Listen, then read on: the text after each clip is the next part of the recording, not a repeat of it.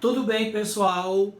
Hoje comentário sobre Marrom e Amarelo, do autor Paulo Scott, lançado pela editora Alfaguara no ano de 2019. E eu vim ler agora, em 2024, foi a minha leitura de fevereiro desse ano, e posso dizer que é um livro muito bom, né? Um livro que no ano em que foi lançado, ele foi finalista de quase todas as premiações do ano, do Jabuti, do Prêmio São Paulo, do Prêmio Oceanos, mas que enfrentou uma pedreira pela frente, né, naquele ano. O livro foi lançado no ano em que foi lançado o Torto Arado.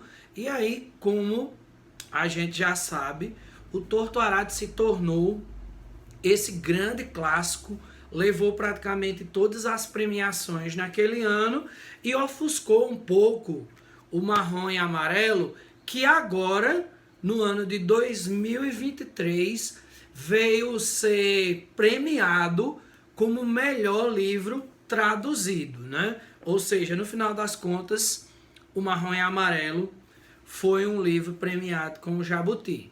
Então temos aqui mais um livro que vai tratar dessa questão racial muito forte como temática na literatura contemporânea brasileira nos últimos 4 anos, no qual a gente tem excelentes exemplares da mesma linha, como o Avesso da Pele, também premiado com o Jabuti no ano de 2021, e o Agora, do Carlos Eduardo Pereira, e o Solitária, da Eliana Alves Cruz.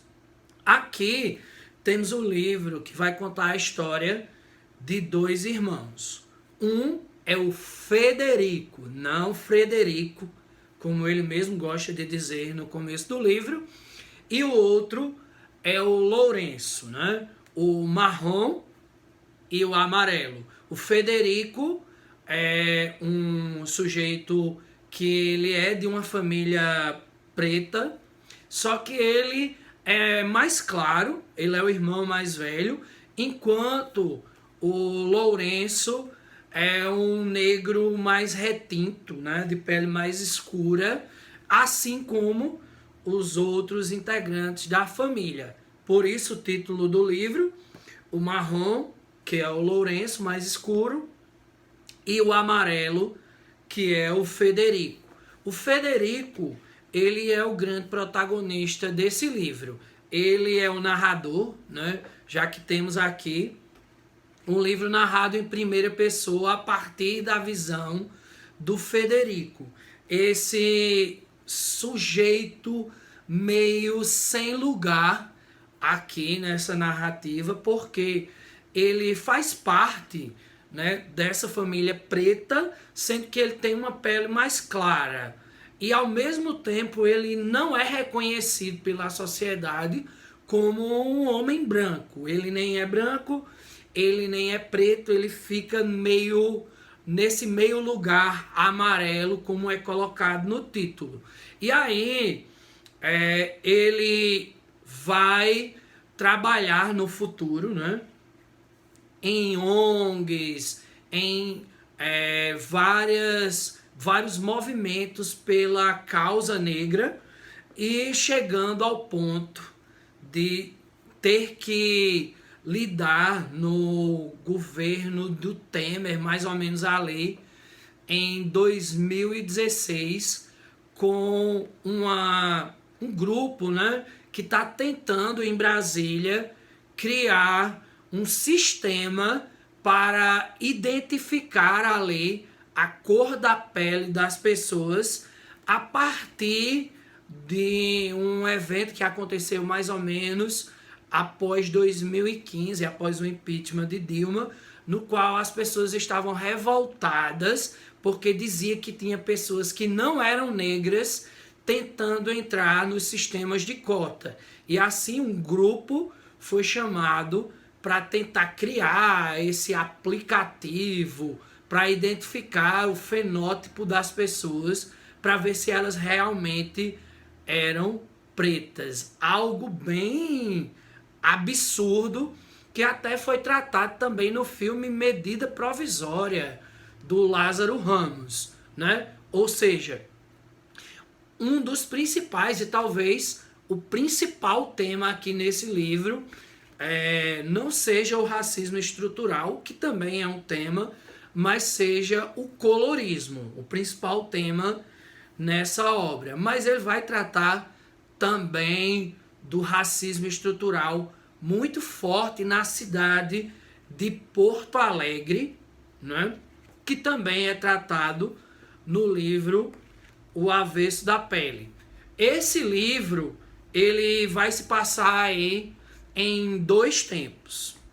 O primeiro tempo, né, a primeira linha do tempo é na adolescência desses 2 irmãos, no qual eles se envolvem em uma briga de rua e tem a questão de um dos 2 esconder uma arma após um acontecimento ali mais ou menos na década de 80 e no presente de 2016, né, no qual a sobrinha do Federico, a Roberta, filha do Lourenço, ela está envolvida em um acontecimento por causa dessa mesma arma, né? Então temos a arma como um paralelo desses 2 tempos. O livro ele é cheio de momentos marcantes dentro da narrativa. Ele não é um livro tão longo, ele só tem aqui as suas, pelo menos nessa minha versão, as suas 155 páginas, mas ele é cheio de momentos icônicos, marcantes, como por exemplo, quando o Federico retorna a Porto Alegre, ele vem de Brasília para Porto Alegre, ele reencontra um conhecido de infância, um menino que ele conheceu na infância, que virou dono de um bar, e esse menino traz uma raiva do Federico por causa de algo do passado, como também o encontro do Federico com um policial chamado Douglas, que está envolvido na investigação do caso de Roberta, e esse Douglas também traz um ranço e uma raiva do passado do Federico e também do Lourenço, né? O Lourenço é um personagem incrível, mas a história não é bem dividida entre os 2 irmãos. A história do Federico ela se sobressai em cima da história do Lourenço, e o Lourenço é esse personagem incrível que eu gostaria de ter podido, né, ver mais sobre a história dele. Enquanto um vai trabalhar como advogado em ONGs, né, no caso do Federico, o Lourenço fica trabalhando como técnico de basquete, ainda fica em Porto Alegre, né? Então temos essa divisão aí que não é igualitária entre esses 2 personagens. O ponto baixo desse livro para mim foi as histórias de amor ali do Federico, principalmente a dele com a mulher do passado, né, lá de Porto Alegre, da adolescência, no qual a história entre os 2 nunca é muito bem desenvolvida e muito bem concluída, e isso prejudica um pouco a narrativa. E também o fato de esse livro ter sido de 2019 e eu só ter vindo o ler agora, né? Ou seja, após ler O Avesso da Pele, após ler o Agora, principalmente após ler O Avesso da Pele, que também se passa em Porto Alegre, e aí a gente fica nessa comparação o tempo todo dos 2. Esse é um livro que ele necessitava muito desse impacto da novidade, no qual se deu às pessoas que leram o livro na época. Mas, de toda forma, é um livro muito bom. Deixo aí a recomendação de Marrom e Amarelo, do Paulo Scott.